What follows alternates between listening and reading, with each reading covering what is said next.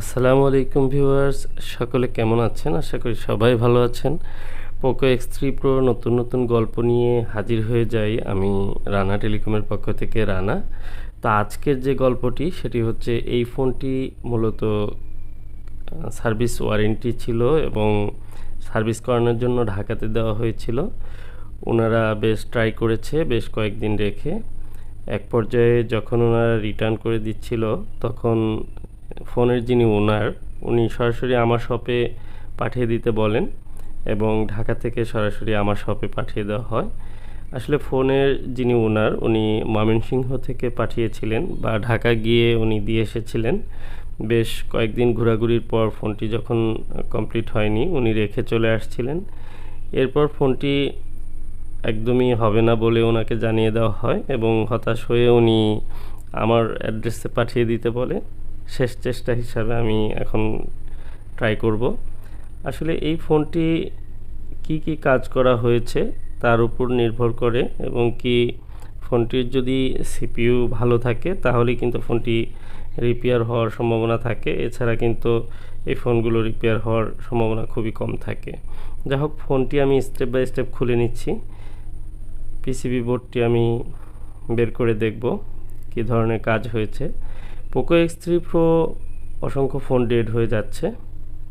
তো এটির যে সেন্স দেখতে পাচ্ছি একেবারেই ননসেন্স। আসলে আইসির কন্ডিশন কি অবস্থা আমি আগেই বলতে পারছি না, আমার দেখতে হবে।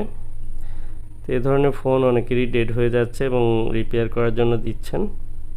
দেখুন, সিপিইউটি রিমুভ করা হয়েছিল কারণ সিপিইউটি যেখানে বসানো হয়েছে র্যাম এবং প্রসেসর উভয়টি আমার কাছে মনে হচ্ছে যে একটু ডিসপয়েন্টেড, সঠিক পজিশন মতো নেই এবং কি একটু আঁকাবাঁকা হয়ে আছে। এরপরও আমি আইসিটি রিমুভ করে ভিতরের অবস্থাটি দেখার চেষ্টা করব। প্রথমে আমি র্যামটি রিমুভ করে নিচ্ছি।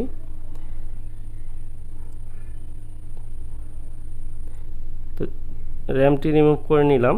র্যাম এবং সিপিইউর এখনও পর্যন্ত আমি কোনো ফিজিক্যালি ড্যামেজ পাচ্ছি না। সিপিইউর নিচের যে বলগুলো সেগুলো এলোমেলো হয়ে আছে। মনে হচ্ছে যিনি কাজ করেছেন উনি আসলে হতাশ হয়ে ফোনটি ফেরত দিয়ে দিয়েছেন। উনি হয়তো 1 থেকে 2 বার ট্রাই করেছেন। আর এ ধরনের প্রসেসর রিবোলিংয়ের কাজ অনেক ধৈর্যের কাজ। অনেক সময় এগুলো 1 থেকে 2 বার করতে গিয়ে অনেকে রিটার্ন করে দেন বা কাজটি হয় না। যেহেতু উনি প্রসেসরটি রিমুভ করেছিল এবং রিবোলিং করে লাগিয়েছে, তো ফোনটি কিন্তু আইসিটি ড্যামেজ না হলে ফোনটি কিন্তু কমপ্লিট হওয়ার কথা ছিল। আর আমার মনে হচ্ছে যে ফোনটি যিনি কাজ করেছেন উনি যথেষ্ট দক্ষ রয়েছেন, কারণ ওনার যে আইসি রিমুভিং এবং মাদারবোর্ডের যে কন্ডিশন সেটি আমার কাছে যথেষ্ট ভালো মনে হয়েছে। কারণ এই ফোনগুলো যেগুলো আমরা পেয়ে থাকি আসলে ডেড হয়ে যায়, এর কারণ হচ্ছে ম্যাক্সিমাম ফোনের যে প্রথমে যখন কাজ করেন তখন আইসিগুলো রিমুভ করতে গিয়ে আইসিগুলো খারাপ হয়ে যায়, অথবা পিসিবি বোর্ডটি যখন স্টিলের ঢাকনাগুলো রিমুভ করতে যান তখন এখানে বিভিন্ন ধরনের কম্পোনেন্টস রয়েছে এবং পাওয়ার ম্যানেজমেন্ট আইসি রয়েছে এবং ইউএফএস আইসি রয়েছে, এগুলোতে হিট লেগে অনেক সময় খারাপ হয়ে থাকে। তো অ্যাকচুয়ালি যারা ভালো কাজ করেন বা যাদের হ্যান্ড স্কিল ভালো, এই সম্পর্কে যথেষ্ট নলেজ রয়েছে, তারা কিন্তু এই কাজগুলো করেন অনেক ভেবেচিন্তে করেন, যে কারণে আইসি এবং পিসিবি বোর্ডের অন্য কোনো প্রবলেম হয় না। আর আমি বারবার বলে থাকি যে এই পোকো X3 Proতে একটি প্রবলেম হচ্ছে, ডেড হয়ে যাওয়ার পর এটি সিপিইউটি রিবোলিং করার মাধ্যমেই কিন্তু প্রবলেমটি সলভ হয়ে যায়। 99% ফোন কিন্তু এই প্রবলেমটি সিপিইউ রিবোলিংয়ের মাধ্যমেই সলভ হয়ে যায়। আর এর সেন্স থাকে 4, 5, 6 এরকম সেন্স একটি রিডিং থাকতে পারে, আরেকটি রিডিং হচ্ছে 17, 16, 17 এরকম একটি রিডিং থাকতে পারে। তো এ ধরনের রিডিং আসলে আমাদের সিপিইউ রিবোলিং করলেই ইনশাল্লাহ এই ফোনগুলো কিন্তু কমপ্লিট হয়ে যায়। তো সেক্ষেত্রে যে ফোনগুলো একদমই ফ্রেশ থাকে, ইনটেক থাকে, সেগুলোতে আমি যথেষ্ট ভরসা নিয়ে কাজ করি এবং কি ফোনগুলো হয়ে যাওয়ার চান্স থাকে অনেক বেশি। আর যে ফোনগুলো রিপেয়ার করা হয় ইতিপূর্বে বিভিন্ন শপে দেখানো হয় সেই ফোনগুলো হয়তো বা সিপিইউ বা মাদারবোর্ড কোথাও যদি কোনো বেশি ড্যামেজ হয়ে থাকে, বিশেষ করে যদি সিপিইউটি ড্যামেজ হয়ে থাকে, তাহলে সেই ফোনগুলো কিন্তু রিপেয়ার পসিবল না। আর যদি আইসিটি ভালো থাকে সেক্ষেত্রে অবশ্যই ফোনটি রান হওয়ার পসিবিলিটি অনেক বেশি থাকে। যদিও রিবোলিংয়ে ফল্ট থাকতে পারে বা হ্যান্ড স্কেলের প্রবলেম থাকতে পারে, যে কারণে হয়তো ফোনটি টোটালি প্রসেসরটি লাগাতে পারেননি এবং কি রিবোলিং করতে পারেননি। সেক্ষেত্রে যদি কোনো ঘাটতি থাকে সেটি কিন্তু রিবোলিংয়ের মাধ্যমে সলভ করে পুনরায় ফোনটিকে রান করানো যেতে পারে। মূল কথা হলো যে একটি প্রসেসর যদি ড্যামেজ হয়ে যায়, যিনি কাজ করবেন তিনি কিন্তু বুঝতে পারবেন যে এই ফোনটি বা প্রসেসরটি প্রবলেম হয়ে গেছে এবং কি সেটি আর কখনোই রিপেয়ার করা পসিবল না। অনেক সময় আমরা এরকম পেয়ে থাকি যে প্রসেসরের নিচের যে লাইনগুলো সেগুলো মিসিং হয়ে যায় অথবা সেগুলো শর্ট হয়ে যায়, অনেক সময় স্ক্র্যাচ পড়ে সেগুলো নষ্ট হয়ে যায়। এ ধরনের প্রবলেমগুলো ফিজিক্যালি দেখাই যায়, যে যিনি কাজ করবেন তিনি তো বুঝবেন। এছাড়া যদি আইসি কোনো সময় ড্যামেজ হয়ে যায়, আইসি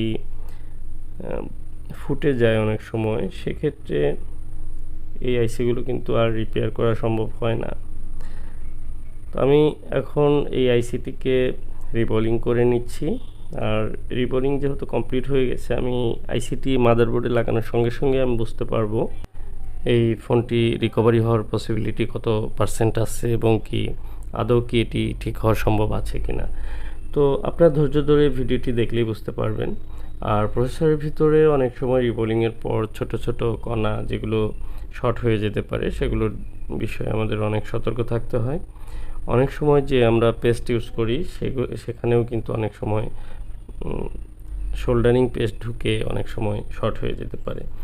যা হোক, আমার প্রসেসরটি টোটালি রিবোলিং কমপ্লিট এবং আমি সরাসরি পিসিবি বোর্ডে বসিয়ে নিচ্ছি।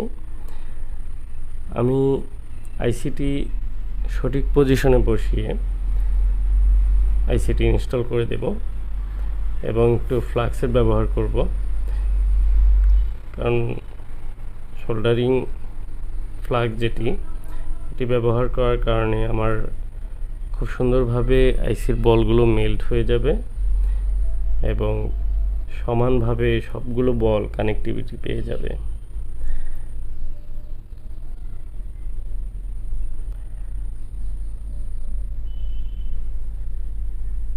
হালকা আমি শেকিং করে দিচ্ছি।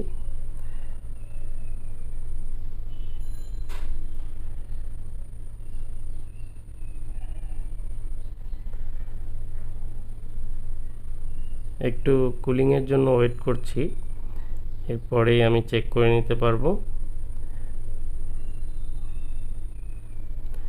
এবং কি উপরে র্যামের যে অংশটি রয়েছে সেখানে আমার কানেকশনগুলো সুন্দরভাবে ক্লিয়ার করে নিতে হবে এবং অতিরিক্ত যে বল রয়েছে বা শোল্ডারিং লিড রয়েছে সেগুলোকে আমি ডিশোল্ডারিং উইকের মাধ্যমে ক্লিয়ার করছি।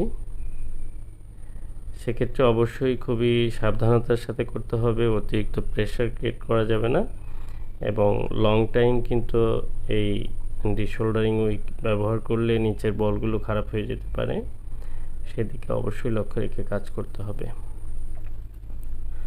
তো আমি অলরেডি চেক করে নিচ্ছি।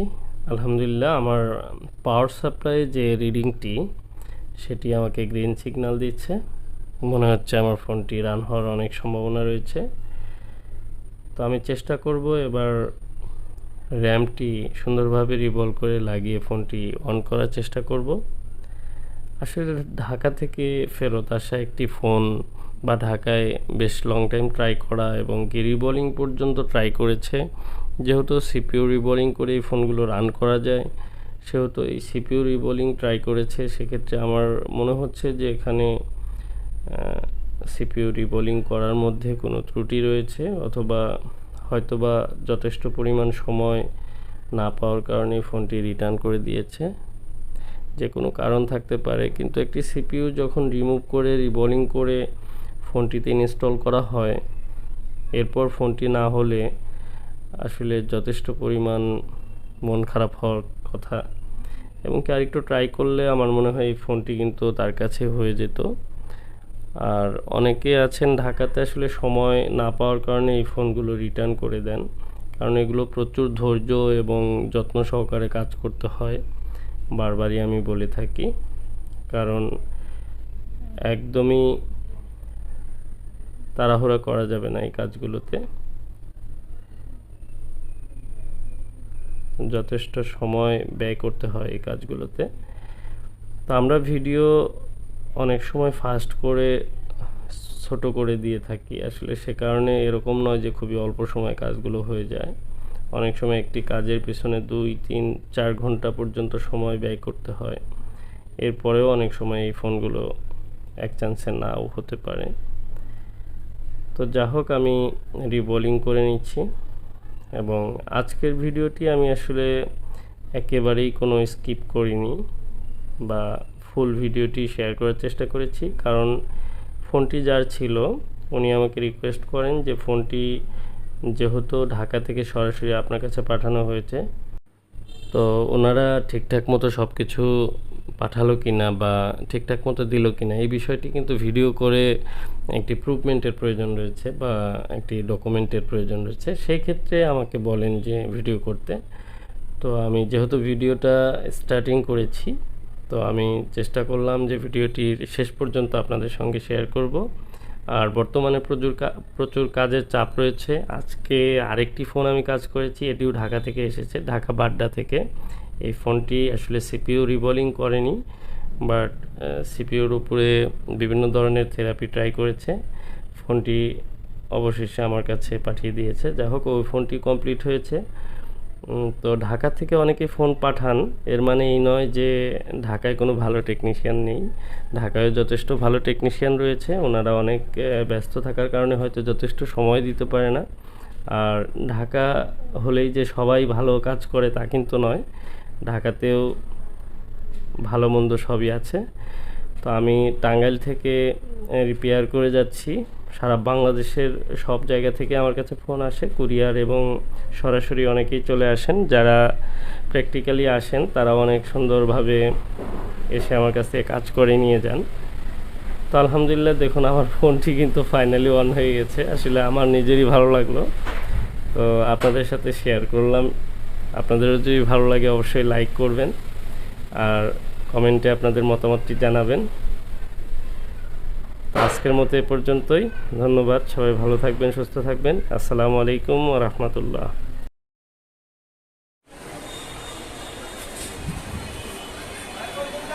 হ্যাঁ ভাইয়া, ফোন ঠিক হয়েছে না? জি ভাই, ফোন এটা মডেল কত যেন? Note 10 pro. কি সমস্যা ছিল? ভাই ক্যামেরা, স্পিকার আর সিম একটা পেত। ক্যামেরা, স্পিকার আর সিম একটা পেত না? এখন সবগুলো ঠিক আছে? সব ঠিক আছে। আচ্ছা, কেমন, কোথা থেকে আসছেন আপনি? ভাই নরসিংদী থেকে আইছি। নরসিংদী থেকে।